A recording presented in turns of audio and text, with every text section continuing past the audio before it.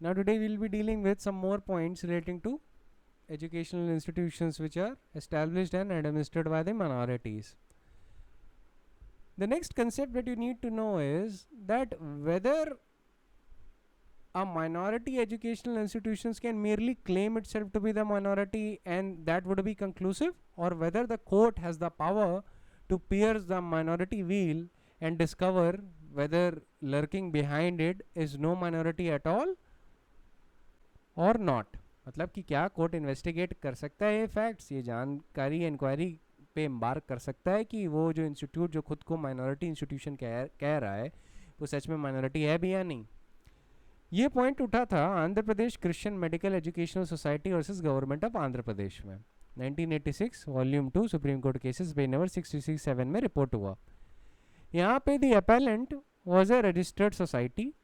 It claimed to have established and administered a medical college as Christian minority educational institution. Now it went on to admitting students for the medical college and claimed the protection of Article 30 Clause 1. State government refused to permit to establish that college. State government मतलब permission refuse कर दी. The university also refused the affiliation to that college. When the matter came before the Supreme Court, it was observed that the government, the university and ultimately the court have the right to pierce the minority veil and discover whether there is a lurking behind it, no minority at all, and in any case no minority institution. The minority institution must be educational institutions of the minorities in truth and reality, not mere masked phantoms.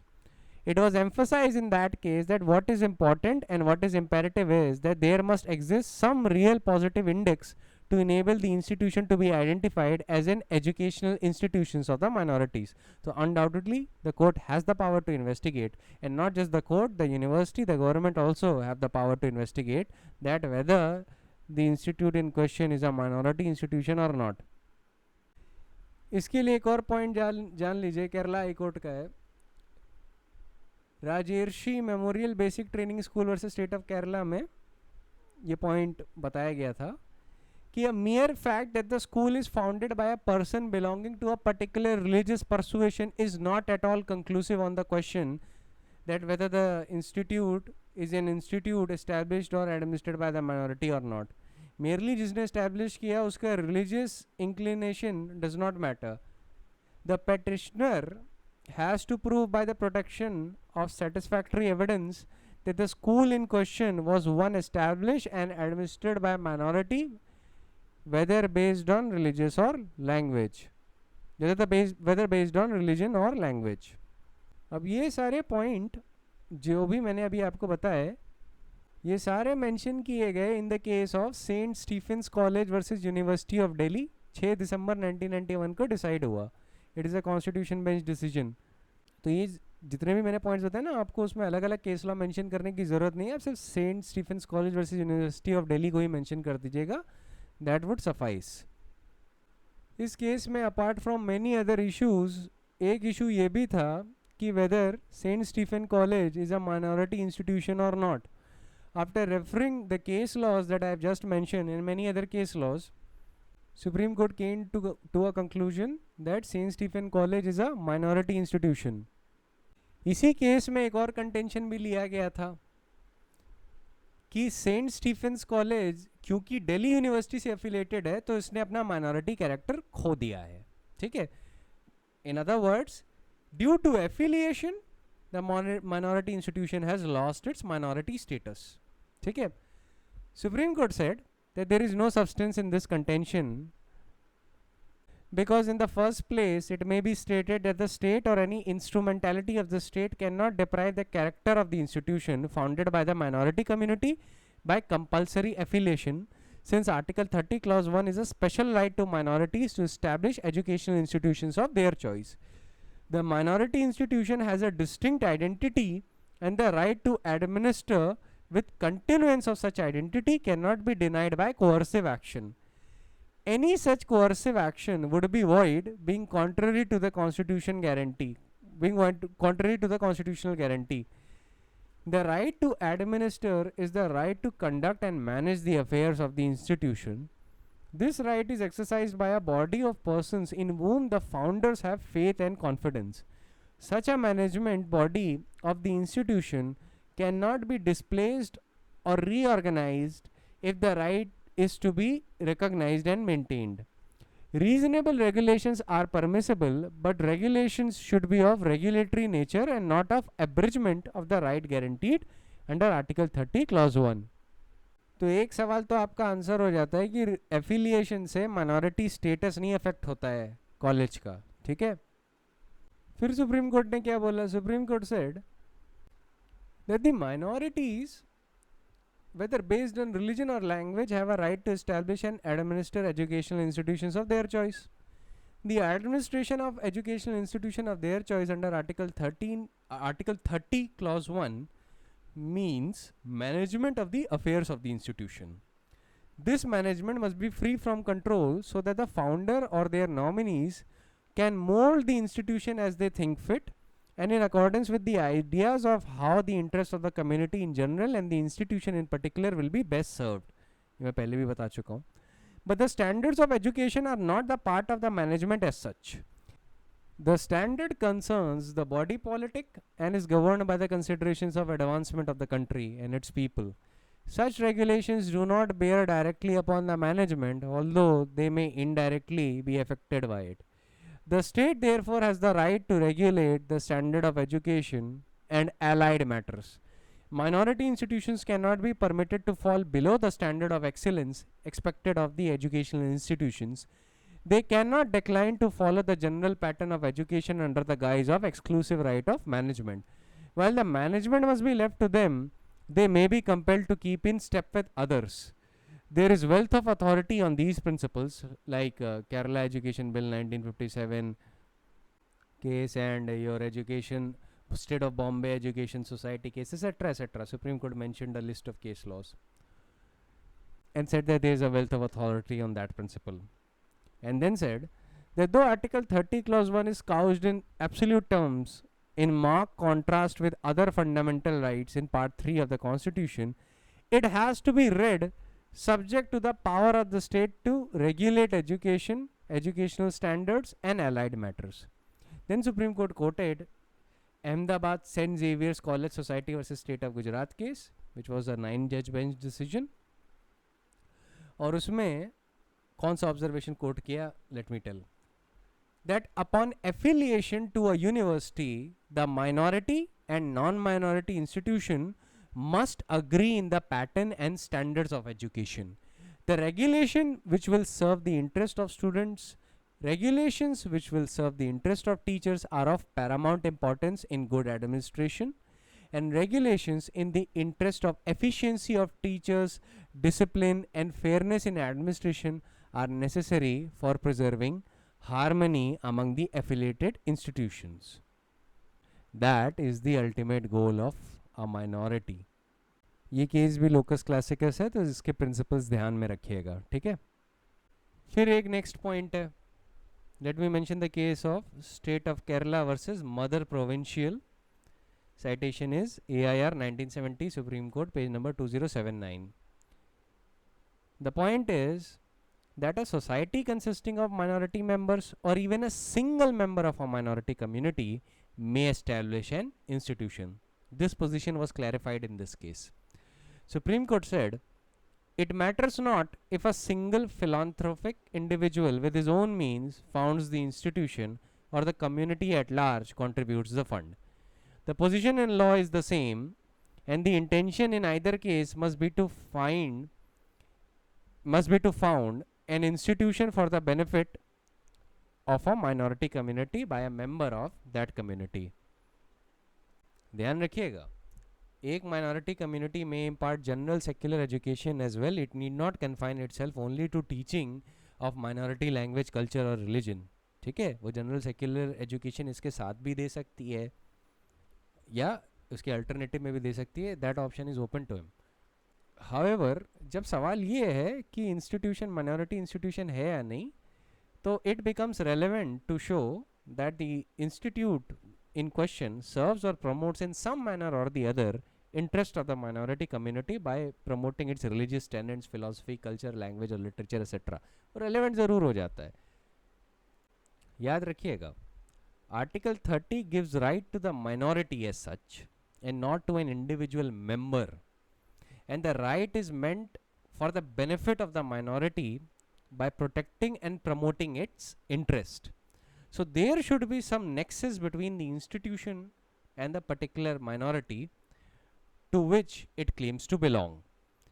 A considerable section of the minority must be benefited by the institution, and the test for that is that whether the institution does in any manner serve or promote the interest of the minority to which it claims to belong. ठीक है, यही point emphasise किया गया था Andhra Pradesh Christian medical association versus state of Andhra Pradesh के case में, या government of Andhra Pradesh के केस में, जिसमें ये बात बोली गई थी ना कि what is important and what is imperative is that there must exist some real positive index to enable the institution to be identified as an educational institution of minorities. In other words, आप इसको ये कह सकते हैं कि whether the institution does in any manner serve or promote the interest of the minority to which it claims to belong. एक next point ये आता है कि क्या कोई माइनॉरिटी इंस्टीट्यूशन जो है क्या वो सबको एक्सक्लूड कर सकता है सिवाय उस माइनॉरिटी के जिसने वो educational institute establish and administer करने के लिए बैठे हैं. लेट अस सपोज कि there is a Christian minority educational institution, तो क्या वो एक्सक्लूड कर सकता है मुस्लिम माइनॉरिटीज़ को या मेजॉरिटी हिंदूज़ को from being admitted in their own college? अब इस पे थोड़ा क्या कहते हैं कन्फ्यूजन है. देखिए, अर्लियर व्यू ये था कि ये जो एक्सक्लूसिविटी वाले पॉइंट है कि हम सिर्फ माइनॉरिटी के पर्पस के लिए पढ़ाएंगे और बाकी दूसरी माइनॉरिटीज़ को नहीं पढ़ाएंगे या मेजॉरिटी कम्युनिटी के मेंबर्स को नहीं पढ़ाएंगे, उसको लेके सुप्रीम कोर्ट ने बोला था कि every educational institution irrespective of the community to which it belongs is a melting pot in our national life, and it is essential that there should be proper mix of student of different communities in all educational institutions. ठीक है, इसका effect ये था कि minority institutions को refuse नहीं करना चाहिए एडमिशन ऑफ स्टूडेंट्स वो बिलोंग टू अदर माइनॉरिटी और of majority communities. Supreme court ने बोला था कि even in practice such claims are likely to be met with considerable hostility.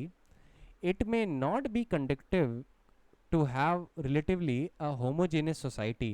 It may lead to religious bigotry, which is bane of mankind. In a nation building with secular character, sectarian schools or colleges, segregated faculties, or university for imparting general secular education are undesirable, and they may undermine secular democracy. They would be inconsistent with the central concept of secularism and equality embodied in the Constitution. तो ये एक view है. अब TMA पाई के case में यही argument लिया गया था. ये जो ऑब्जर्वेशन है वो टीएमए पाई के केस का नहीं है, ठीक है, कंक्लूसिविटी नहीं है इसमें. टीएमए पाई के केस में फिर ये आर्ग्यूमेंट उठाया गया था कि एक्सक्लूसिव माइनॉरिटी एजुकेशनल इंस्टीट्यूशंस के पास राइट होना चाहिए to deny admission to the student outside of that specific minority. ठीक है, तो अब टीएमए पाई में भी थोड़ा confusion or hodgepodge था, split verdict था. But in the case of PA Inamdar versus State of Maharashtra, it was said, and I quote, that the employment of expression right to establish and administer an educational institution of their choice in Article 30 Clause 1 gives right of a very wide amplitude. Therefore, a minority educational institution has a right to admit students of its own choice. It can, as a matter of its own free will, admit students of non-minority communities. However, non-minority communities cannot be forced upon it. The only restriction on free will of the minority educational institutions admitting students belonging to a non-minority community is spelt out by Article 30 itself, that the manner and number of such admission should not be violative of the minority character of the institutions. So basically Supreme Court ने कहा कि आप minority institutions पे non minority community के members force नहीं कर सकते, ठीक है। अगर वो इंस्टीट्यूशन अपनी विल से चाहे तो एडमिट कर सकता है अथवा नहीं।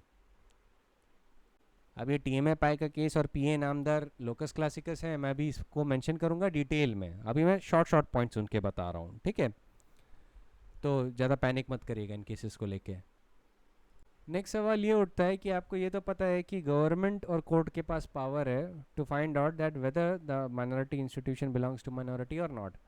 पर तब क्या होगा कि जब सारे तथ्य इस तरफ इशारा कर रहे हैं कि the institute belongs to a minority, yet the government says no it doesn't, और court finds out yes it does, किसका व्यू फॉलो होगा? ऑब्वियसली कोर्ट का।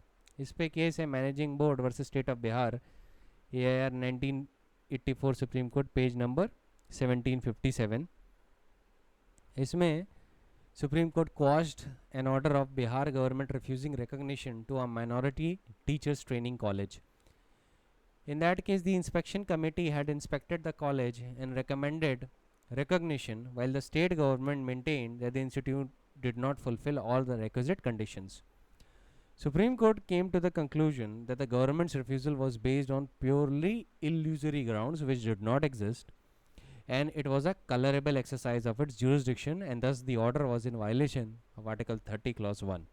ठीक, आपको वो पॉइंट याद रखना होगा कि एजुकेशनल इंस्टीट्यूशंस बिजनेस हाउसेस नहीं होते, they do not generate wealth, they can not survive without public funds और प्राइवेट एड।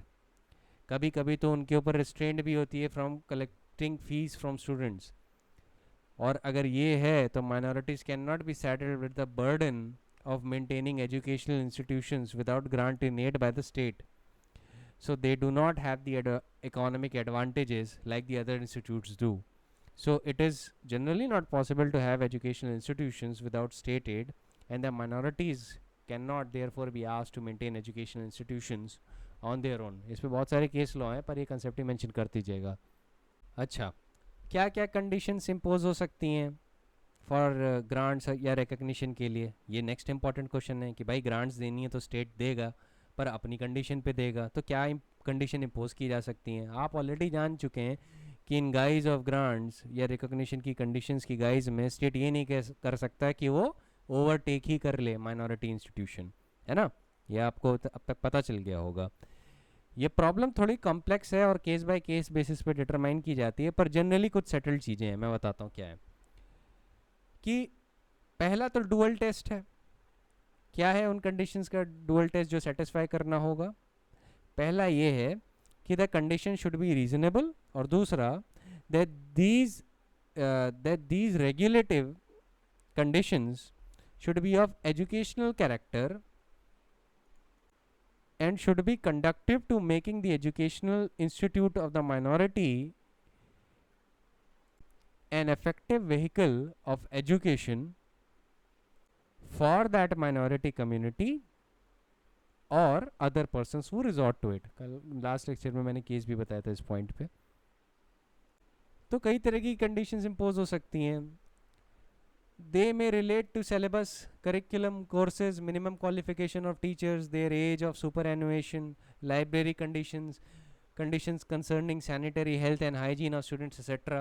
Underlying purpose इसका क्या है? The underlying purpose of such condition is to promote educational standards and uniformity and help the institutions concerned to achieve efficiency and excellence, and they are imposed not only in the interest of general secular education, but they are also conducive to improving the minority institutions themselves. इन सारी चीज़ों को लेके अगर regulation है, then that would not be violative of Article 30, ठीक है। तो मान लीजिए कोई माइनॉरिटी इंस्टीट्यूशन है जो अनहेल्दी सराउंडिंग्स में है, या जहाँ पे क्वालिफाइड टीचर्स ही नहीं है, या कोई इंस्टीट्यूशन जो minority institution would does not have a fair standard of teaching, they can not claim to be recognised, ठीक है। There should be conditions for recognition like adequate space for students, ये भी validly impose की जा सकती है condition. And regulation could also be made providing for inspection or inquiry in respect of school buildings, scientific laboratories, and other mode and manner of inspection and inquiry with regard to furnishing returns, statistics, and the information to the competent authority by the school management. और एक तरह की conditions होती हैं which relate to management of the institutions. अब इसमें थोड़ा complication ज़्यादा है, क्योंकि इसमें ये है कि हर तरीके की मैनेजमेंट इंस्टीट्यूशंस की कंडीशंस इंपोज नहीं की जा सकती, क्योंकि article 30 clause 1 prima facie confers an unqualified right to the minorities to administer such institution establish by them. But practice में इवन दो सुप्रीम कोर्ट कई बार बोलता है कि this right is absolute, but practice में this right is not absolute. कुछ conditions impose की जा सकती हैं. जैसे कि take the case of Kerala education bill, जहाँ पे बोला था कि right to administer can not obviously include right to maladminister. The minority can not surely ask for aid और recognition for an educational institution run by them in unhealthy surroundings without competent teachers possessing any semblance of qualification, and which does not maintain even a fair standard of teaching, or which teaches matters subversive of welfare of the scholars. It stands to reason then that the constitutional right to administer an educational institution of their choice does not necessarily militate against the claim of the state to insist that in order to grant aid, the state may prescribe reasonable regulations to ensure the excellence of the institutions to be aided. Now, according to the judgment of TMA Pai case and PA Namdar case, the considerations for granting recognition to the minority educational institution and casting accompanying regulations would be similarly applicable to a non-minority institution subject to two overriding consideration. First, the recognition is not denied solely on the ground of educational institution one belonging to a minority, and second, the regulation is neither aimed nor has the effect of depriving the institution of its minority institute status. मतलब TMA पाए और PA नामदार case में basically उन्होंने बोला कि minority educational institutions के recognition को लेके और जो आप बाकी के इंस्टीट्यूट्स को रिकग्नाइज करते हैं, दोनों में लगभग सिमिलैरिटी है, एक्सेप्ट दो ओवरराइडिंग कंसिडरेशंस हैं जो माइनॉरिटी एजुकेशनल इंस्टीट्यूट्स के फेवर में. पहला कि रिकॉग्निशन इस बात पर डिनाई नहीं किया जा सकता कि educational institution belongs to a minority, और दूसरा regulation should not have an effect of depriving the institute of its minority status. ठीक है, ये दो प्राइमरी कंसिडरेशन होती हैं आर्टिकल 30 से जो निकलती हैं. Therefore, the right of a minority to administer an institution can be subject to conditions for ensuring orderly, efficient and sound administration, but these considerations or these conditions should not be such as to destroy or take away the right of the minorities to administer educational institution of their choice. Condition attached to affiliation should be such as are conceived in the interest of minority institution as such, which make the institutions more effective, but which do not amount to surrender by the minority of their right to administer. These conditions should not in any way take away the freedom of management or administration of the institute so as to reduce it to a satellite of a university or the state. So regulatory measures के नाम पे article 30 को whittle down नहीं किया जा सकता. ठीक है, जैसे कि TMA पाए फाउंडेशन केस में supreme court explained the concept of reasonableness in context of Article 30 and emphasized that the right under Article 30 cannot be whittled down by regulatory measures conceived in the interest not of minority educational institutions but of public or nation as a whole. कि public या state necessity के matter पे आपने minority institutions पे ऐसी condition लगा ली जो minority institutions के favor में नहीं है पर बाकी लोगों के favor में है. ठीक है, Supreme Court in that case said that Article 30 would become illusory if every order is held justifiable in public or national interest, which while maintaining the formal character of minority institution destroys the power of administration and may be in interest of the educational institution that is not the minority institute in question. मतलब जो conditions हैं उन्होंने formally recognise तो किया है minority institution है, पर जो माइनॉरिटी इंस्टीट्यूशन की पावर ऑफ एडमिनिस्ट्रेशन है उसको डिस्ट्रॉय कर दिया है. बाकियों के इंटरेस्ट में रखा है पर माइनॉरिटी इंस्टीट्यूट और माइनॉरिटी इन क्वेश्चन के इंटरेस्ट में नहीं है. ठीक है, सो द रेगुलेशन जो लॉफुली इम्पोज की जा सकती हैं as a condition of receiving grant or recognition must be directed to make the institution effective as an educational institution. Regulations may be imposed in the true interest of the efficiency of the instruction, discipline, health, sanitation, morality, public order, and the like. Such regulations are not restrictions on the substance of the right but secure proper functioning of the institution in educational matters. तो याद रखिएगा, state enjoys a very limited regulatory power as regards to minority educational institutions, and state can impose only those regulation on such institution that would ensure excellence in that education. ठीक है, जो minority educational institute impart कर रहा है. Supreme Court has categorically refused to accept the contention that public and national interest is the sole measure or test of reasonableness, or that no regulation should be deemed unreasonable unless it is totally destructive or annihilative of the right of minority to administer educational institution of its choice. This is not permissible. Court has laid down strict parameters in which the regulations can be imposed on minorities' right to administer their institutions. State ये क्यों बोल रहा है कि जब तक totally destroy या annihilate नहीं हो जाए माइनॉरिटी इंस्टीट्यूशंस के राइट, तब तक सारी रेगुलेशंस परमिसिबल है. सुप्रीम कोर्ट ने कहा कि नहीं, ऐसा नहीं है, क्योंकि आप तो फिर फॉर्मल कैरेक्टर तो रिकॉग्नाइज कर लेंगे पेपर के लिए, पर इन प्रैक्टिस आप उससे हर वो राइट ले लेंगे जो जनरली ज़रूरी है. मेन इन सब्सटेंस राइट आप खुद के पास रखेंगे या यूनिवर्सिटी को दे देंगे जो आपके कंट्रोल में है, और जो माइनॉरिटी एजुकेशनल इंस्टीट्यूशन है वो सिर्फ एक सैटेलाइट बन के रह जाएगा, है ना. तो ये पब्लिक या national interest is not the sole measure और टेस्ट ऑफ रीजनेबलनेस. और केस बताता हूँ for the sake of illustration. जैसे all Bihar Christian school association versus state of Bihar. यहाँ पे supreme court considered the constitutional validity of the Bihar non government secondary school taking over of the management and control act 1981. ठीक है, इसमें act provided that the state government may by notification in the official gazette take over the management and control of the recognised minority secondary school if its managing committee voluntarily makes an unconditional offer to hand over the school with all its property. Another provision in the act required that every minority secondary school should have a managing committee and written bylaws. Supreme Court ने article 30 को इस context में expound करते हुए बोला और point out किया कि while the minority based on religion or language have a fundamental freedom to establish and manage educational institutions of their own choice, the state has a right to provide regulatory provision for ensuring educational excellence, conditions of employment of teacher, ensuring health, hygiene, discipline and allied matters.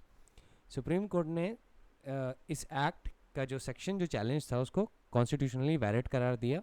Section 3 का subsection 2 was challenge, उसको valid करार दिया और बोला कि it does not confer any power on the state to compulsorily acquire or take over the management of the minority school, and the government can take over the school only when the management of the school makes an unconditional offer to that effect. तो यहाँ पे element of compulsion तो है नहीं, तो ये provision valid है. Minority institutes के पास have a right to compose its own managing body. ठीक है, जो उस माइनॉरिटी इंस्टीट्यूशन को बिलोंग करती है. और कोई भी अगर स्टेट एक्ट इस राइट से इंटरफेयर करती है तो वो वैलिड नहीं होगी.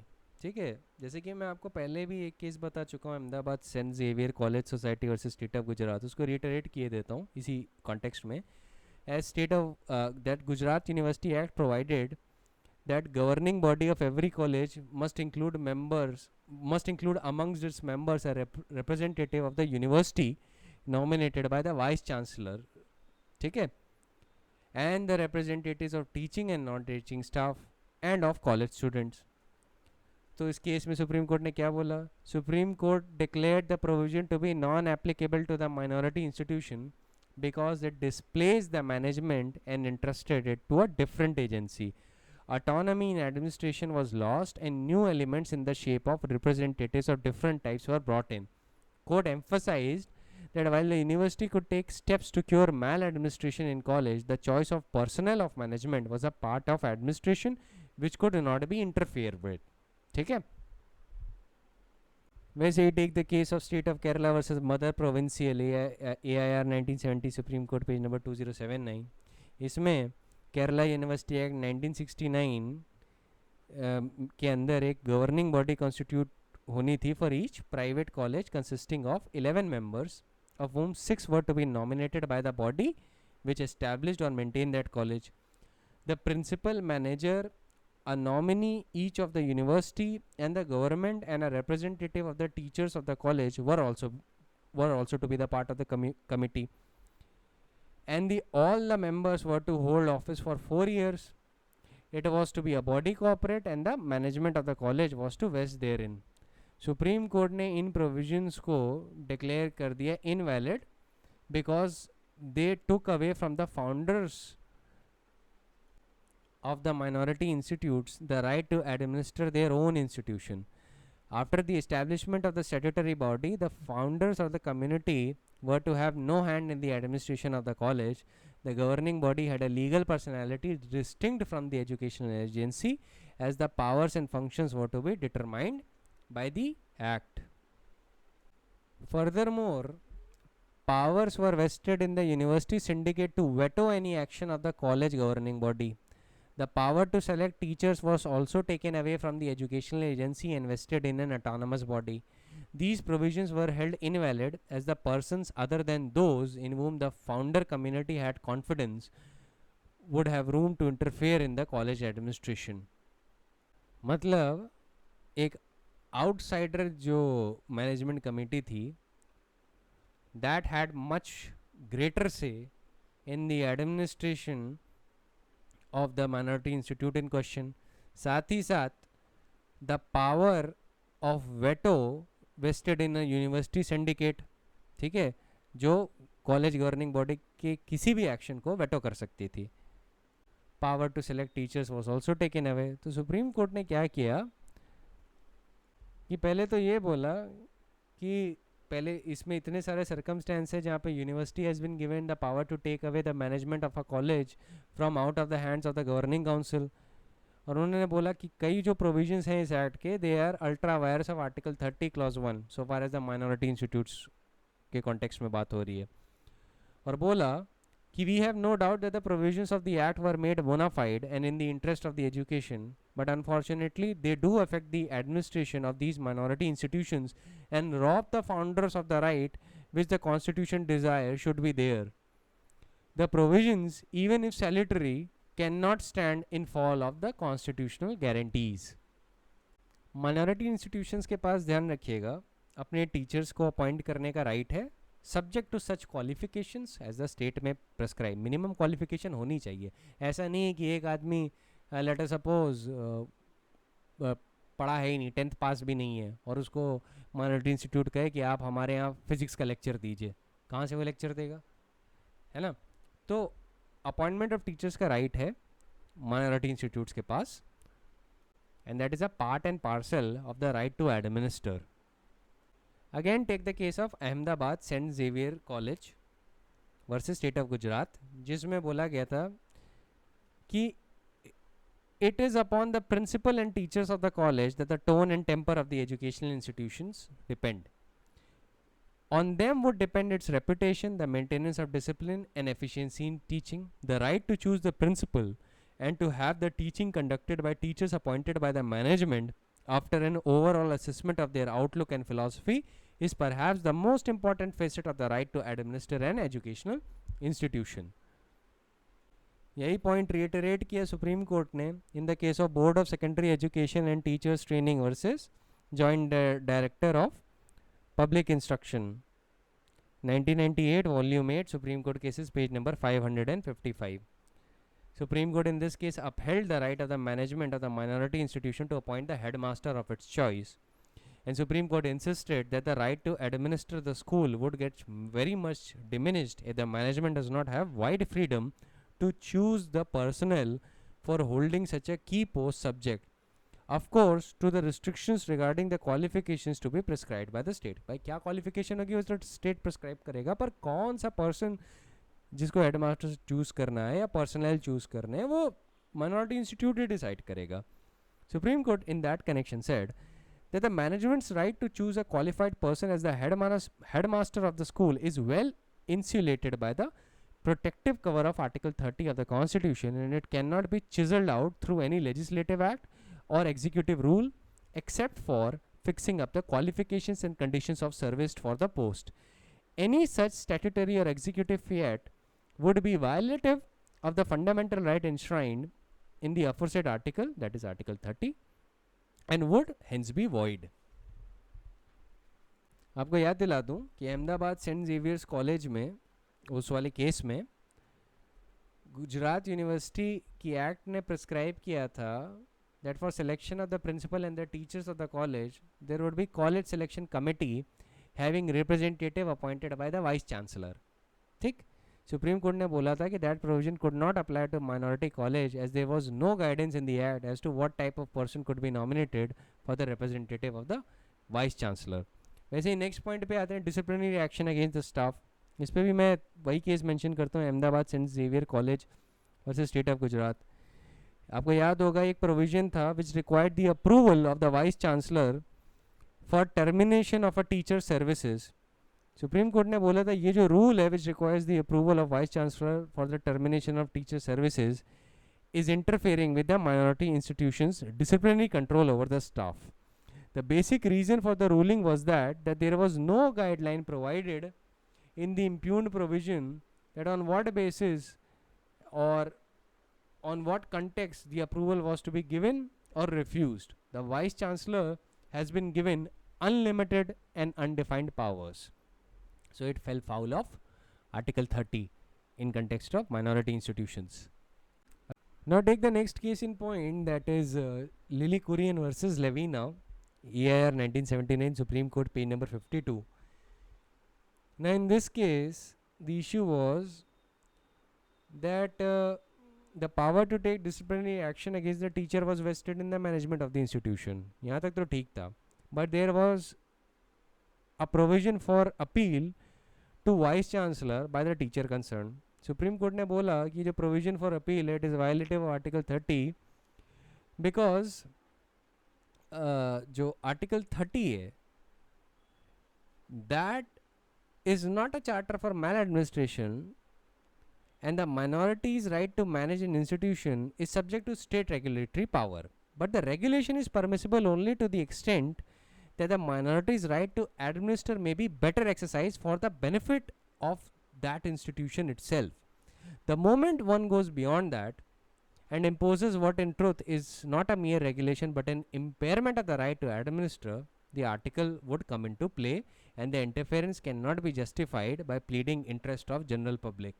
The interest justifying interference can only be the interest of minority concerned.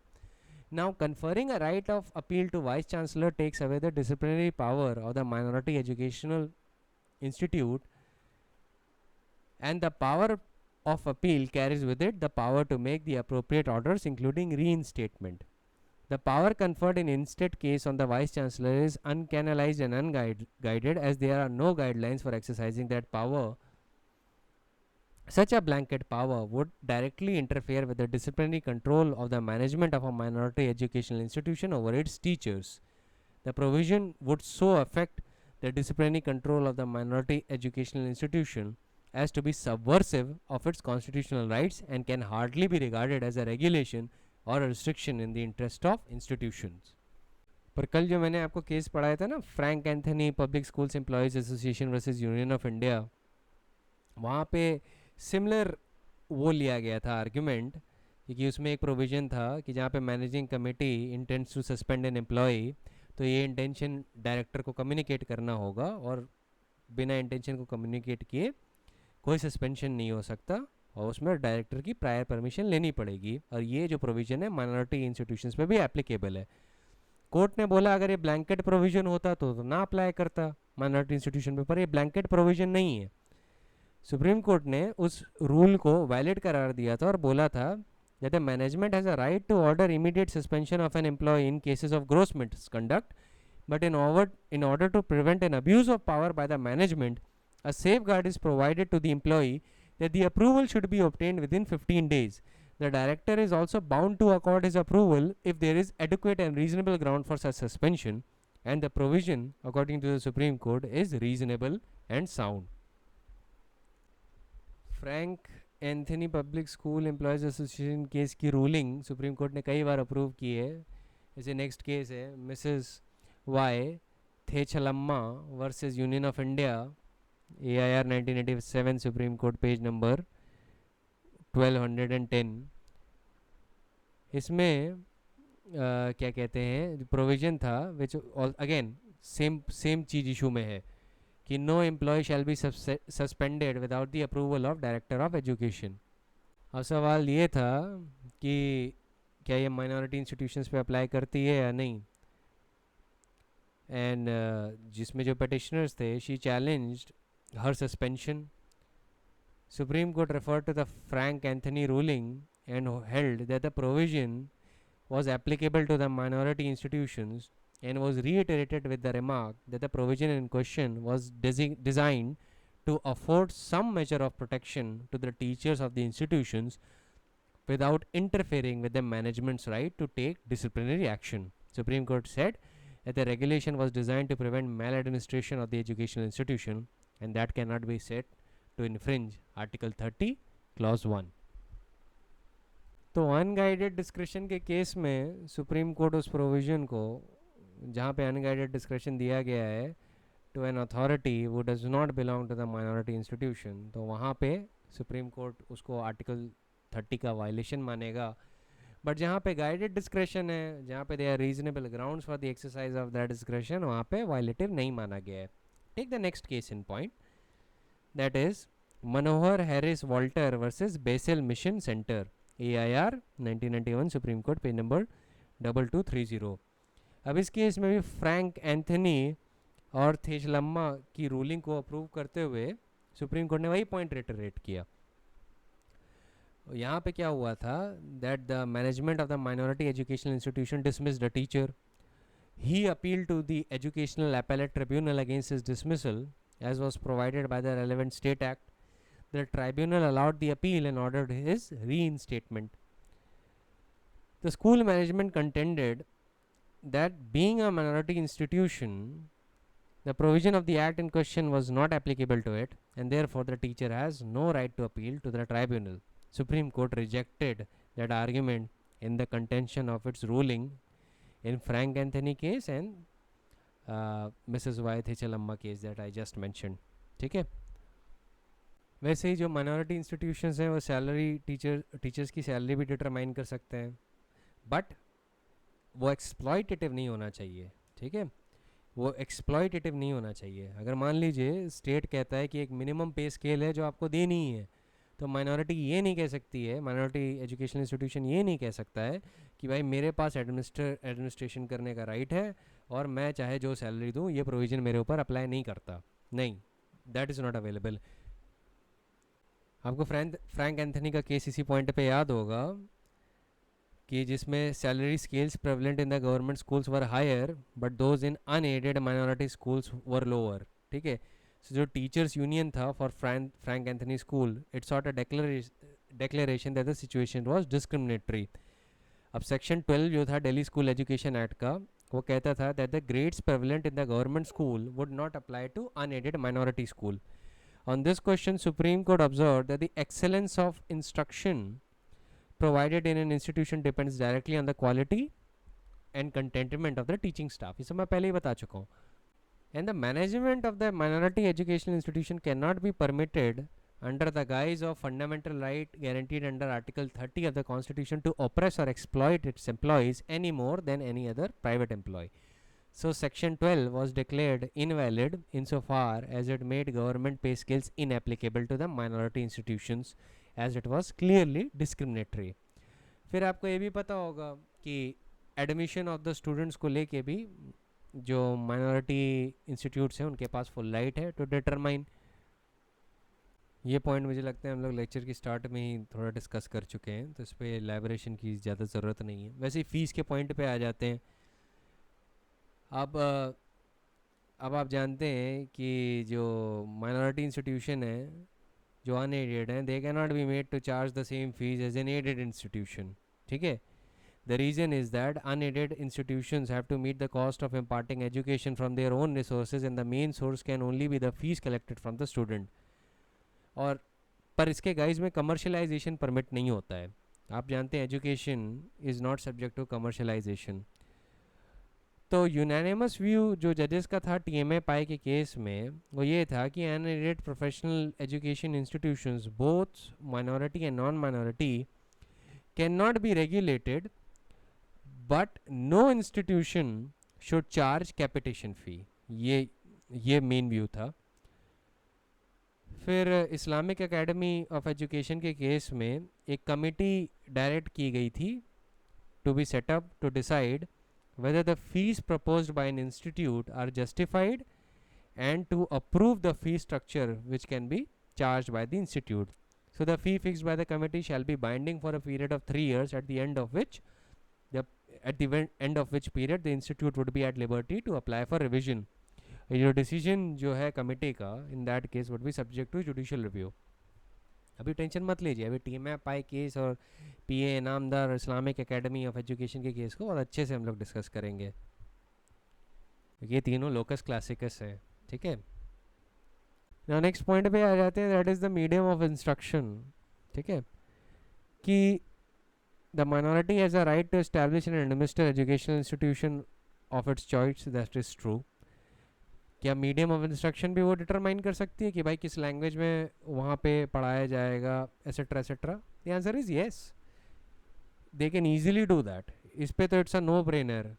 आप आर्टिकल 29 को रीड करिए एंड देन आप आर्टिकल 30 को रीड करिए तो वो पोजीशन क्लियर हो जाती है. भाई किसी इंस्टीट्यूट के पास अपनी डिस्टिंक्ट लैंग्वेज, स्क्रिप्ट और कल्चर प्रिजर्व करने का राइट है, तो क्या एजुकेशनल इंस्टीट्यूशन में आते ही वो राइट चला जाएगा? Obviously not. एंग्लो इंडियंस की फॉर एग्जांपल मदर टंग क्या है? एंग्लो इंडियंस की जो मदर टंग है दैट इज़ इंग्लिश. ठीक है. तो अगर स्टेट ये कह दे कि नहीं आप इंग्लिश में नहीं पढ़ाएंगे, आप या तो गुजराती में पढ़ाएंगे या तो हिंदी में पढ़ाएंगे, और एग्ज़ाम्स भी इन्हीं दोनों लैंग्वेज में होंगे, इंग्लिश में नहीं हो सकते, तो क्या ऐसा कोई रूल वैलिड होगा? The answer is obviously not. ऐसा रूल वैलिड नहीं होगा. याद रखिएगा, माइनॉरिटी इंस्टीट्यूशंस के पास राइट है to determine the medium of instruction. ठीक है. वो अपनी डिस्टिंक्ट लैंग्वेज, कल्चर और स्क्रिप्ट प्रिजर्व करने का राइट रखते हैं और उसके अंदर ये कवर्ड है. They can determine the medium of instruction as the case may be. I will reiterate the case of DAV college Jalandhar versus state of Punjab year 1971, supreme court page number 1737. Supreme Court stated that while a state is free to provide for education of the majority in the regional medium, it is subject to restrictions contained in Article 25 to Article 30. The state cannot provide for imparting education in the medium of instruction in a language and script which stifles the language or script of any section of the citizens. Such a course will trespass on the right of those section of citizens which have a distinct language or script and which they have a right to conserve through educational institutions of their own. अब वो finally article 30 clause 1A के interpretation पे एक case बता देता हूँ, क्योंकि next lecture में हम लोग डिस्कस करने वाले हैं about the locus classicus in great detail. ठीक है. तो आज फाइनली इसको भी मैं ख़त्म कर देता हूँ. सुप्रीम कोर्ट ने कमेंट किया था on Article 30 Clause 1A in the case of Society of St. Joseph's College versus Union of India, AIR 2002, Supreme Court page number 195. Court emphasized that Article 30 Clause 1A has been introduced in the Constitution by the Parliament in its constituent capacity, and it apprehended that the minority educational institutions could be compelled to close down or curtail their activities by acquiring their property and paying them inadequate amounts of compensation. ये parliament ने अप्रहेंड किया कि भाई ऐसी situation आ सकती है. तो उस कॉन्टेक्स्ट में सुप्रीम कोर्ट ने एम्फसाइज किया that article 30 clause 1A requires parliament और state legislature as the case may be to make a specific law to provide for compulsory acquisition of the property belonging to the minority educational institutions. The provision of this law should be such as would ensure that the amount payable to the educational institution for the acquisition of its property will not in any manner impair the functioning of the educational institution. The general law, that is the Land Acquisition Act, is not adequate for the purpose of acquiring the property of minority educational institutions, because the question of determining compensation for acquiring such property will have to take into account several factors which do not come into play while determining the amounts payable for acquisition of other property. तो उन्होंने कहा, the General Act of Land Acquisition is not applicable when you are acquiring a minority educational institution, क्योंकि उसके कई और parameters और aspects होते हैं जो जनरली बाकियों के पास अवेलेबल नहीं होते हैं. ठीक है. तो सुप्रीम कोर्ट ने इस केस में बेसिकली कहा कि आर्टिकल 30 के क्लॉज 1A का इंट्रोडक्शन सिर्फ इसलिए हुआ है क्योंकि पार्लियामेंट ने अप्रीहेंड किया था कि अगर मान लीजिए लैंड एक्विजिशन प्रोसीडिंग हो जाए तो जो भी उनको कॉम्पनसेशन दिया जाए for the acquisition of such property वो ऐसा होना चाहिए दैट शुडंट रिस्ट्रिक्ट और abrogate the right guaranteed under article 30 clause 1. ठीक है. सुप्रीम कोर्ट का ऑब्जर्वेशन कि the general law that is the land acquisition act is inapplicable for acquiring the minority institutions is very relevant. Supreme Court said that the Parliament and the state legislature, as the case may be, have to make a specific law which provides for compulsory acquisition of the property which belongs to the minority educational institutions. अभी आपको constituent power का term नहीं समझ में आ रहा होगा. ठीक है. अभी तक हम जितना भी आर्टिकल 30 को लेके बात कर रहे थे और उसके एप्लीकेशन की बात कर रहे थे वो उससे लेके थी, क्या कहते हैं, स्टैट्यूटरी पावर, स्टेट की रिलेशन और कॉन्स्टिट्यूशनल गारंटीज़. पर जब आर्टिकल 30 में अमेंडमेंट हुआ है तो पार्लियामेंट ने अपनी कॉन्स्टिट्यूएंट पावर यूज़ की है. कॉन्स्टिट्यूएंट पावर का मतलब वही पावर जो कॉन्स्टिट्यूशन असेंबली के पास थी. कॉन्स्टिट्यूशन असेंबली ने वो पावर किसको दी है? पार्लियामेंट को. ये कहाँ से आप गैदर करते हैं? आर्टिकल 368.